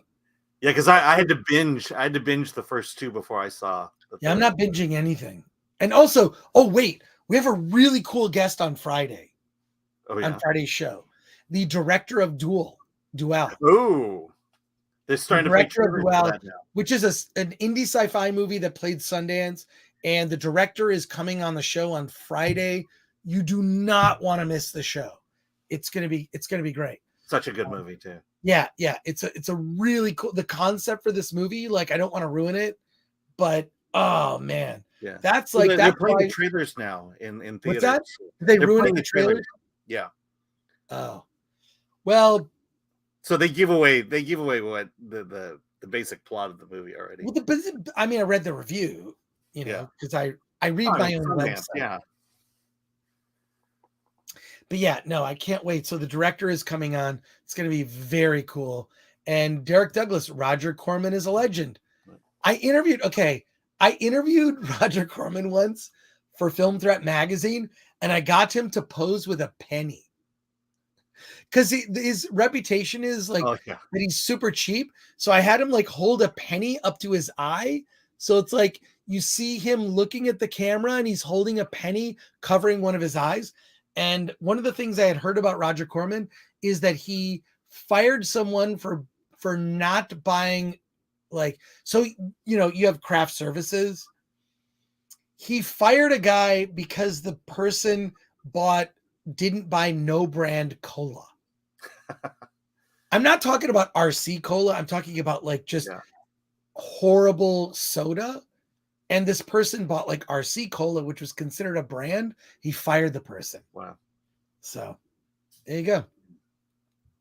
How hard is it to go to Safeway and buy generic cola? I have no idea. But we're gonna wrap it up here. We're going on almost 2 hours here. I'm first of all ecstatic that we have over 120 people watching right now. Over 120 people. You know what that means?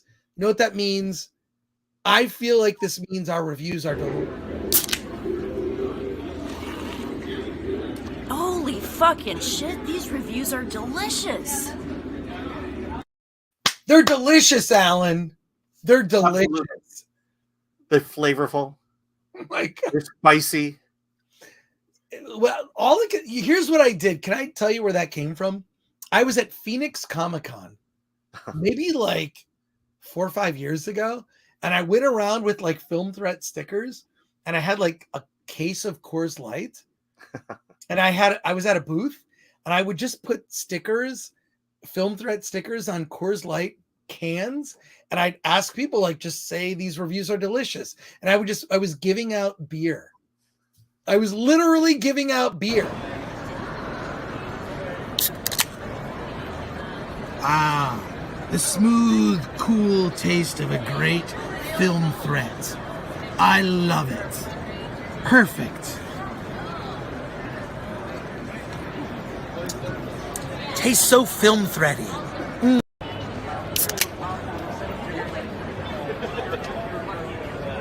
These reviews are delicious. I think the last guy kind of sucked, though. Yeah, he does. The last guy, not a great. I loathe that guy. What is he? What the hell is he like? We're gonna wrap it up here, folks. We are going to be live 9 a.m. Friday, talking about the new Fantastic Beasts. We're going to be interviewing the director of Duel. We're going to be Father Stu. I'll be seeing. Alan's going to talk about Father Stu, which is the new Mark Wahlberg movie, which I hear is fantastic.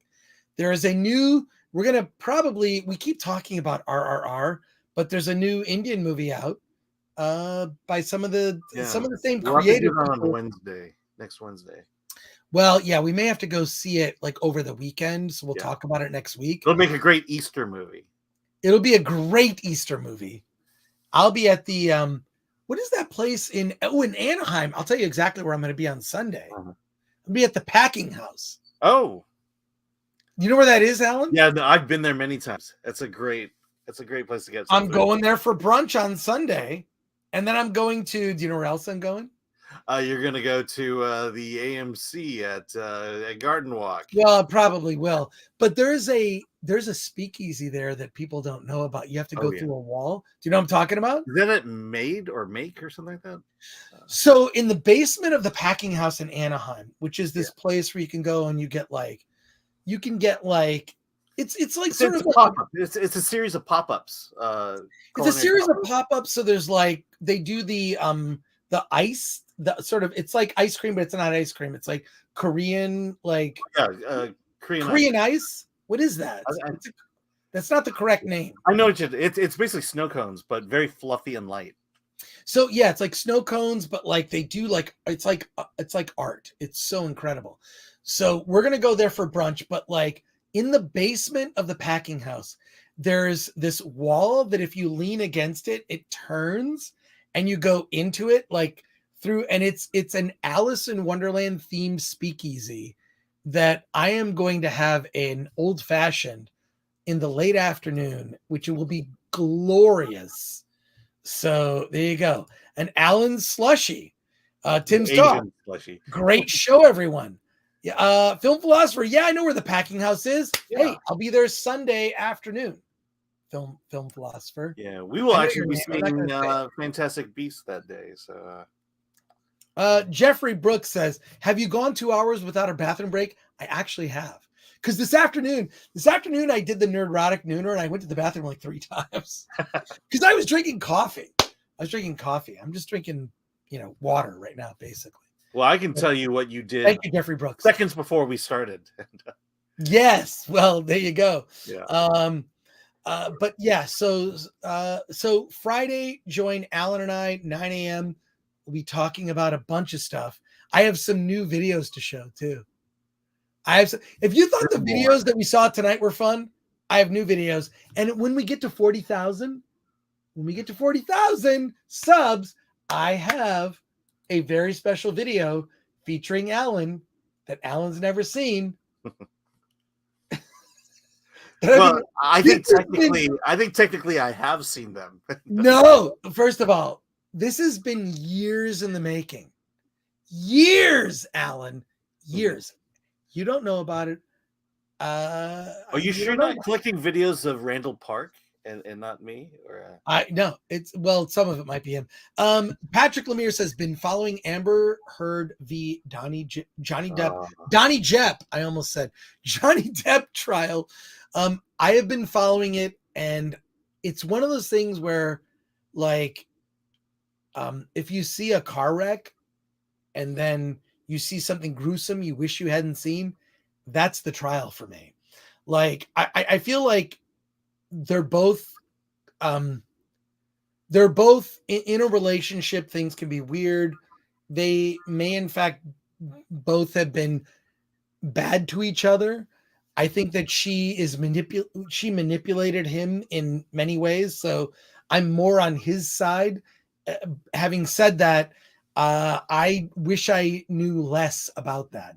I've never been a fan of celebrity gossip. So I've done a lot of I've done a lot of in my past, done like television, right? And I get offered shows. Do you want to be the film reviewer here? Film reviewer here.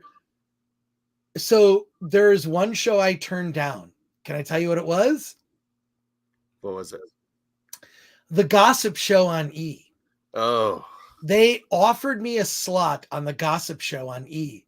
And I said, no. Not only do I not care about celebrity gossip, I just feel dirty doing that. So I don't really I'll review a film, and that to me, but celebrity gossip is something that just I don't feel good about.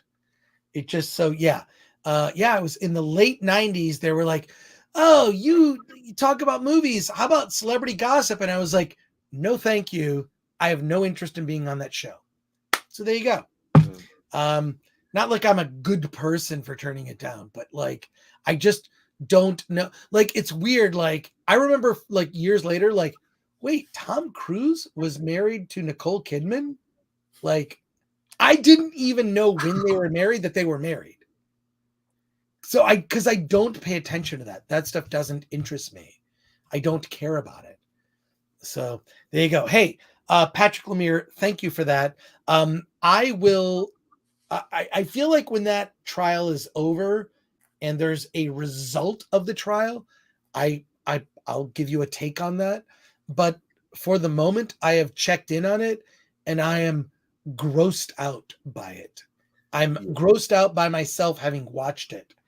So yeah, I can't get myself to do it. Yeah, and Patrick goes on to say Depp is not in the upcoming Fantastic Beasts because of her charges. That's why I ask. Yeah, it's important. It's a thing that we should talk about. Yeah, I mean, his role as Grindelwald is so much different than Mads Mikkelsen's take on it, which is sad, I find. Yeah, it's there you go. Anton Roy says Roger Corman's Fantastic Four had a really good score. Can I tell you where that score came from? That score is actually done by the same guy who I believe did the score for Titanic. And the score was ripped off from Battle Beyond the Stars, which is a movie that James Cameron did the special effects for. Battle Beyond the Stars, which starred, we could go on and on about Battle Beyond the Stars, which is, I own that movie. Just look up Battle Beyond the Stars. It's the same music. They reused the score from Battle Beyond the Stars for the Fantastic Four. You may not have known that. I have now dropped some facts. And I believe the composer was James Horner, who also did the score, very similar to Star Trek II, The Wrath of Khan. Is it James Horn? James Horner. God, I don't know. Somebody look these things up that isn't me. I can't be on the internet the whole time. And Patrick Lemire, Battle Beyond the Stars is really good. It's the Seven Samurai. That's what that movie is. It's Seven Samurai. It's such a good film. I mean, the special effects are super crude and whatnot, but in the Mandalorian stole the design of the ship from Battle Beyond the Stars. It's like a ship that looks like it has two really large, if you can see my hands, it looks like a ship with really big nacelles. And that's all I'll say about that. Khan! James Horner, that's true. Yeah, it is James Horner. He did Karate Kid. He also did Braveheart. Yes, James Horner. So yeah. So James Horner's great. He did he did Titanic score, right? The score, not like I could be wrong. I could be wrong on that, but I love James. I know he's in the, it says he was in the music department. And Derek Douglas says the guy from the Waltons is in it. That's right. John Boy. Is it right? Am I John Boy? I used to watch the Waltons. All right. Yes, that's right. John Boy. Hey, like the ship from Lex, says Starlaw, and sounds like a pretty sexy ship. It is. I hate cutting off the stream, like as we have like 100+ people watching us, but smash that like button, subscribe to the channel. If you ever want to see the most embarrassing video of Alan Ng ever, slap that subscribe button. Oh, wow. Yeah, you got to slap that subscribe button. Get us up to 40,000 subs. For every 10,000 subs leading up to 100,000, we're going to give a very special video. And I have a very special video to play on Friday's live stream. Friday morning, 9 a.m. We will be here. And there you go. A. Campbell asked a very important question. Is it Alan on the toilet? I've made many FaceTime calls from the toilet, so. Gabriel, thanks for the stream. Alan and Chris, excited for that 40K. Yeah. Worst Christopher Nolan movie, says Jeffrey Brooks. What is it? Worst Christopher Nolan movie? Maybe that one with Robin Williams and Al Pacino. That was like his sort of. that was Warner Brothers giving him a bunch of money, going, well, we'll see if you can direct a movie or not. He's sort of We're gonna give you Robin Williams and Al Pacino. You got to make something great out of it. So he did this really small indie movie called Following, which was at the Slam Dance Film Festival. A year later, he did a movie called Memento, which we all know, right? And then the year later, he did this movie with Al Pacino and Robin Williams. And apparently Robin Williams was a huge freaking pain in the ass to work with. Goober, thank you, was Insomnia. What about Bronson? Yeah, it was like Insomniac. Like, yeah, it was not. Oh, that's right. That's right. That was Insomnia. Yeah. Insomnia is the movie. Yeah. It was not great, but it was just like what I heard was here's what I heard. Cause I know some people, and they were saying that Robin Williams was a pain in the ass. And also I love Robin Williams. His comedy. And how things ended for him should not have gone that way. For sure. See Robin's Wish. That'll explain everything. But so Christopher Nolan is trying to direct this movie. His first big studio movie, right? He did this really small movie called Following. Look it up. He did another movie called Memento. He's doing Insomnia for a studio, right? And Robin Williams is on the entire time. And Alan, you do comedy, you do improv. You know what on means. Explain it. Yeah, he's doing his act. He's on stage, off stage, everywhere, all the time. Constantly. To the point where Al Pacino got in a huge fight with Robin Williams on the set, which is like, can you please stop being on the whole time? Hoo-ah. Hoo-ah. I take a flamethrower. Anyway, so Al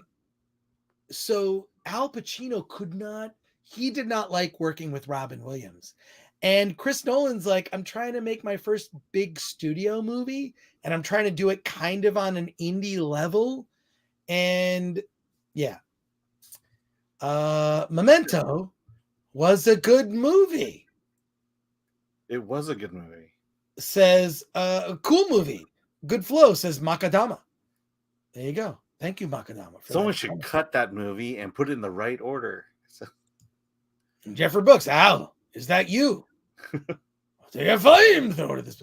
All right. Well, so my understanding is that thank you, Solomon Thornton. My understanding is that Chris Nolan was sort of frustrated by Robin Williams sort of feeling that he needed to entertain the crew when Chris Nolan just wanted to make the movie. Same thing with Al Pacino. So Al Pacino, Chris Nolan on the same page. Robin Williams was like had to always be on. Alan, your definition of that, which is you're always performing, and that did not. Yeah. So now the movie, it was good. I don't consider it a great movie. It's good, but I feel like Chris Nolan learned a lot from that, which he took those lessons into, his future projects. So there you go. But that was literally a studio giving Chris Nolan a test to go make a movie that's competent and not a piece of shit. And he did Insomnia with two legendary actors. And there you go. And didn't it take place in Alaska? Chris Morris said my name. Cool, says Makadama. So, Makadama. Maybe I'll say your name. Maybe I'll say your name again. You never know. I could say Fedorevsky's name. I could say RMFX. I could say Film Philosopher's real name. But I won't do that. Film Philosopher. I won't do that. I will not do that. Film Philosopher knows talk. Yeah, so we got to wrap this up. We're on 2 hours, Alan. 2 hours. We're about to hit 2 hours. About to hit 2 hours. Film Philosopher says, say all the name in Al's voice. The Film Philosopher. I'm not going to do it. Now you're putting me on the spot here. Well, do the Godfather, Al Pacino. No, I'm not going to do it. It was during the Psycho phase with Insomnia, 1 hour photo, Final Cut. Yeah, Goober. You're absolutely correct. Wasn't Insomnia shot in Alaska? I mean, I would have. It was beautiful. That was like, I mean, part of the whole idea of it is that the sun never set. Yeah, so it kind of drives you crazy. So yeah, so I'm there sure you that put people on edge as well. There you go. We got to wrap it up. We're gonna do here. We're just one last.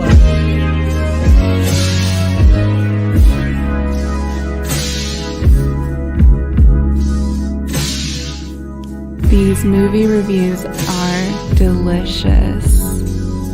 Film Threat sucks. It sucks. Come on. You can't say that.